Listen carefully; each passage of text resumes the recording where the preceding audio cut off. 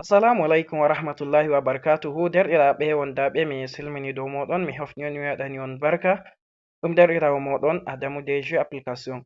Hannde bo mi waddani en deydey laawol ngol goɗɗo tokkata yaha connecta konteji ɗiɗi ha WhatsApp Messenger. En andi woɓɓe ɗo mara haaje connectugo ba WhatsApp ji muɗum tati, nden ɓe fotai ɓe connecta sey to ɓe ɗafti WhatsApp ji ɗiɗo ɗi wonai officiel, WhatsApp ko GB ko WhatsApp ko GB ko FM WhatsApp ko WhatsApp ko WhatsApp Pro e ko nandi e majum. To derɗiraaɓe, deydey ko larani WhatsApp ji mai en andi jotta ɗiɗo suspandi, ɓurna ka fu fotai maɓɓita konte maji. To e nonnon woɓɓe maran haaje connectugo konteji tati, nden wala no ɓe connectida. To ɓe connecti WhatsApp Messenger e nonnon WhatsApp Business ni wala no ɓe ɓeddira ɓe connecta. E nonnon Messenger waddani en a foti a waɗa WhatsApp ji ɗiɗi ha nder WhatsApp Messenger, a connecta numeroji maɗa ɗiɗi, konteji maɗa ɗiɗi. Arande mai ni watani am hakkilo derɗiraaɓe ha vidiyo ngol inchallah.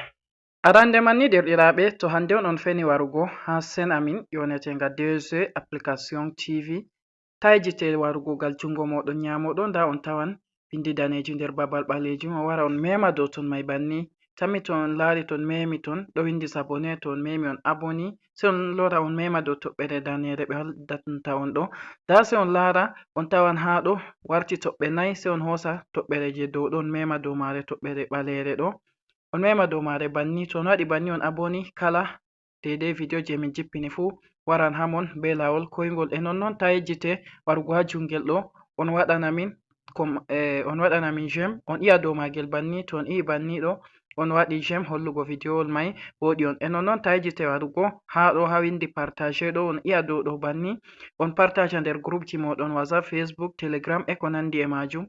E nonnon ta yejjite warugo ha ɗo on ƴama min kala kon mari haje fu ha commentaire ɗo on windana min, minon bo min wawan min waɗana on. To derɗiraaɓe, deidei lawol ngol on tokkata on yaha on connecta konteji moɗon ɗiɗi ha WhatsApp Messenger.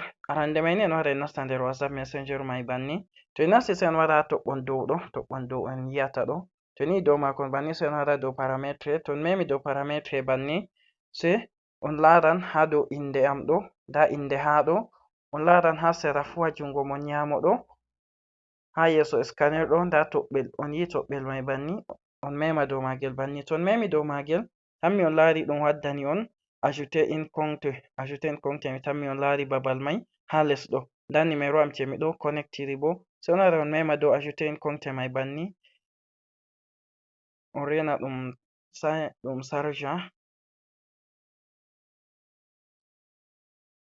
Bon, mi tammi on laari ɓe waddani on ajouter in compte, on wara ha ɗo deidei bana no on maɓɓitirta WhatsApp ni, on waɗa numero moɗon je on mari haje fu on maɓɓita on connecta. Wakkati on wari sanjugo bo ha ɗo mai to on wari on memi deidei dow ɗo man ɗo, to on lortini on tawan dow toɓɓere man, to on lortini on tawan WhatsApp ji moɗon mai ɗiɗi fu.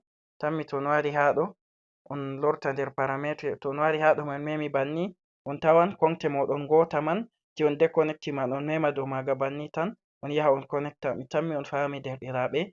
Arande mai ni partage videowol mai useni ha nder group ji moɗon, e nonnon abona chaine amin mai yonetenga DG application. On yettama, on yelanama khairu. To wodi mo mari haje ƴamol bo miɗo noto ha numero am on yi'ata les ɗo 659 81 39 96.